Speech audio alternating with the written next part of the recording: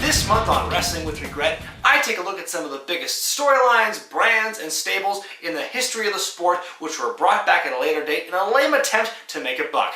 It's Reboot Month, and if you're not down with that, I got 2 words for you. That's 3.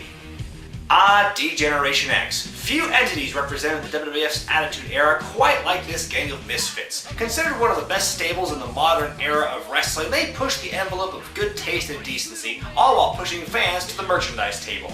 Here's DX in a nutshell. The group formed in 1997 with Shawn Michaels and Hunter Hearst Helmsley, along with Rick Rude and Chyna as bodyguards. Rude quit after the Montreal Screwjob, and Michaels went into temporary retirement after WrestleMania 14. Triple H deemed himself the new leader of the group and added the New Age Outlaws and X-Pac, creating one of the most popular entities of the time. And we're here to rip ass on the World Wrestling Federation!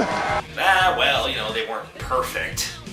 The 5-person group as we knew it lasted until WrestleMania 15, when Triple H and Chyna left the group to join Vince McMahon's corporation. After a brief reunion in which they became a heel stable, the DX name just kind of faded away by the year 2000.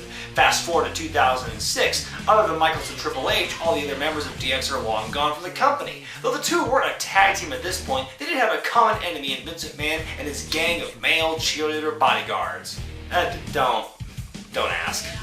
Anyway, one night in June, Michaels rushed in to help his former companion take out the Spirit Squad, and it was at that moment that the new DX was born, and damn them to hell for doing it. See, in the beginning, the group was brash, it was in your face and anti-establishment. By this point, almost a decade later, these guys were the establishment. After multiple championship reigns and brief moments in positions of power, these guys weren't fighting the man anymore, they were the man.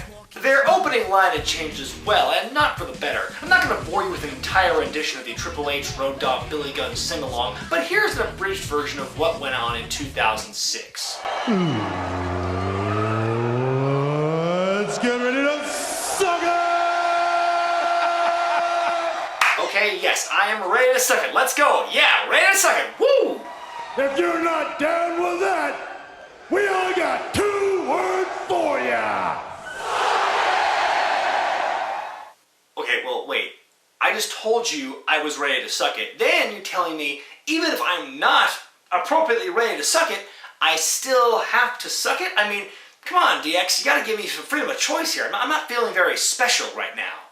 But that was nothing compared to the, comedy they pulled off in this newer, older version of DX. WWE hadn't gone full-blown PG by this point, but they weren't really catering to the edgy young adult market like they did in the late 90s either. So, what kind of stuff did they do to entertain the youth audience? Boring innuendo!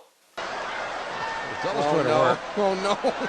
DX in the second control of the truck. Oh my goodness. Implied oral stimulation. Shit showers. Oh my God! King! And destruction of private property. Then we got 2 words for ya! Now granted, some of the stuff they did to torment Vince McMahon on TV was similar to what Steve Austin did back in the Attitude Era, but here are 2 main problems with this. One, like I mentioned in my Vince McMahon countdown a while ago, that shtick had been done to death since then. And 2, it's a case of apples and oranges. The Stone Cold character was always an edgy, anti-authority, anti-establishment character who lived to create havoc, and it was unique for the time. Meanwhile, let me repeat this, Triple H and Shawn Michaels were doing this stuff in their 40s. They were family men. Hell, Shawn wasn't even doing a proper crotch chop on account of his religion. It's like if the characters from the movie Step Brothers became gym rats. It just didn't fit their personas. Though I have to admit they did create one moment that never gets old. What's your name? Stan. Stan. Oh! See? I just can't stand! The DX reunion tour went quiet after Triple H got injured at a pay-per-view in early 2007. Things picked up again in the summer of 2009. Though they took the pedal off their stupid humor and got a little more serious, it wasn't by much. And of course, they were another 2 years older. The highlight of this final run, if you want to call it that, was when DX added Hornswoggle, a midget wrestler, into the fold as their mascot. But that was only after the little guy sued the duo in Little People's Court. I just think this is all just a little misunderstanding. Your Honor, if I could have a moment, I'll make it short. I mean, sorry, if you could just give me a tiny moment.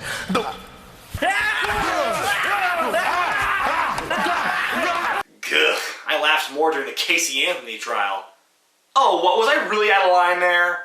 The degenerate duo split again after Shawn Michaels retired in 2010, reducing the DX brand to one-off reunions on rare occasions ever since. Now, not taking anything away from Shawn Michaels and Triple H, as they are amazing wrestlers and entertainers, but the stuff they were given during this run was just awful. The teenage me wouldn't have been entertained by their humor, the adult me certainly wasn't. I know this kind of comes off as me sounding like a crotchety old man pining for the good old days, but not even comparing to what DX did in their prime. The jokes just weren't funny, and it was made worse by the fact they had been portrayed more or less as serious people beforehand. So the jump from that to being goofy just came off really weird.